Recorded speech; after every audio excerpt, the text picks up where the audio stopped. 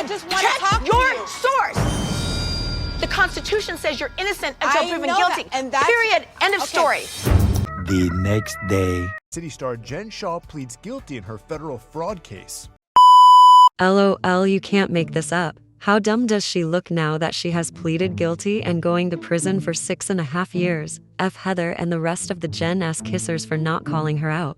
Well, friends, today was supposed to be a recap for this week's episode, but it was trash. Bad weather is dragging the Black Eye storyline. I'm starting to think she might have given herself that for attention. IDK, I just find it very strange. Lisa and Meredith continue to drag each other. I like them both. Sad to see they aren't friends anymore, but Lisa started this feud. Let's not forget Lisa was jealous of Meredith and Mary's friendship. That's why she planned the hot mic moment.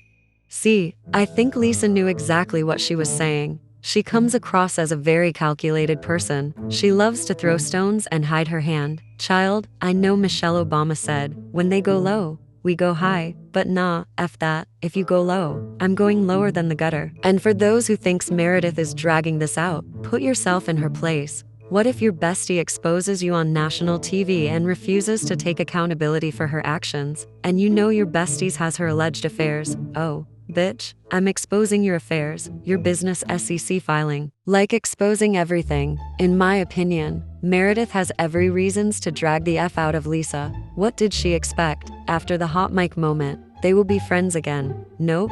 Anyways, child, I'm done ranting. Let's talk about Jen and her crimes. DJ, drop the beat.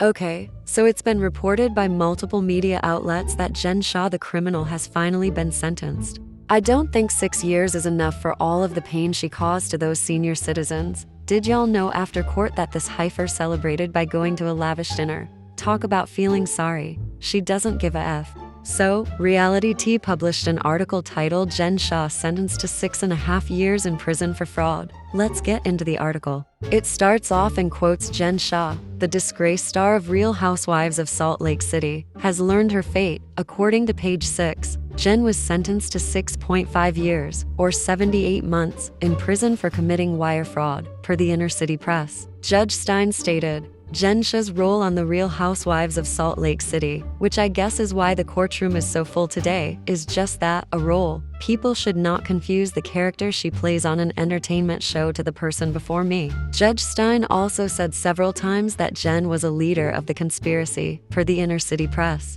The Inner City Press reported that Assistant U.S. Attorney Robert Sobelman, who represented the federal government, remarked, every cooperator told us, Jen Shah is the boss. They all knew who she was. Jen's defense attorney, Priya Chaudhry, said before the sentence was handed down that Jen regrets the mistakes she has made. She is sorry. She had faith in our justice system. Jen will pay her debt to society, per the Inner City Press. There is not one message from her that expresses any type of remorse. Not one. The defense hasn't submitted any. Attorney Sobelman responded, according to the Inner City Press. That's not how she felt even when she pled guilty.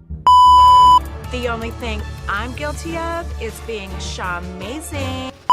After proclaiming her innocence, Jen pleaded guilty in July 2022 to conspiracy to commit wire fraud. She allegedly scammed thousands in a telemarketing scheme, often targeting the elderly. The victim's impact statements are heartbreaking.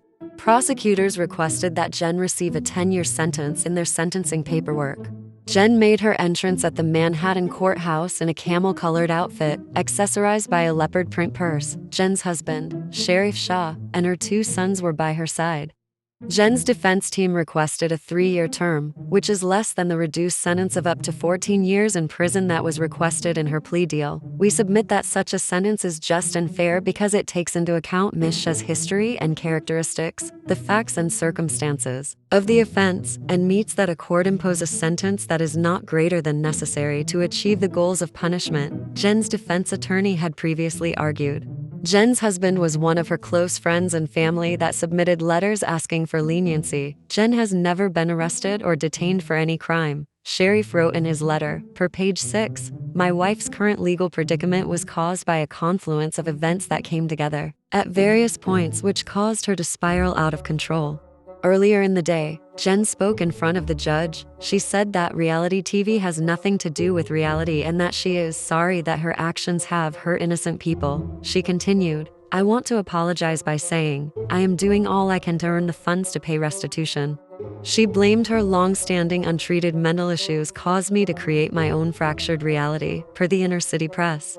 The Inner City Press reported that Jen also spoke about her son. "To my baby Omar Shah, Mommy is so sorry you were woken up at gunpoint. My late father, I want to tell him I am sorry. I am humbled by your love for me," she said. People reported that Jen will serve 5 years of supervised release once her stint in federal prison is over. End of the article. I only feel bad for the kids, but I don't feel bad for the husband. There's no way in hell he didn't know what she was up to. He studied the law. Well, then again, it's a possibility he didn't know because he's never around. Whatever. Jen is an evil person and her husband enables her, period. I said what I said! Well, friends, this is the end of this TED Talk. Please leave a comment. I will love to hear your thoughts. Bye. Bye.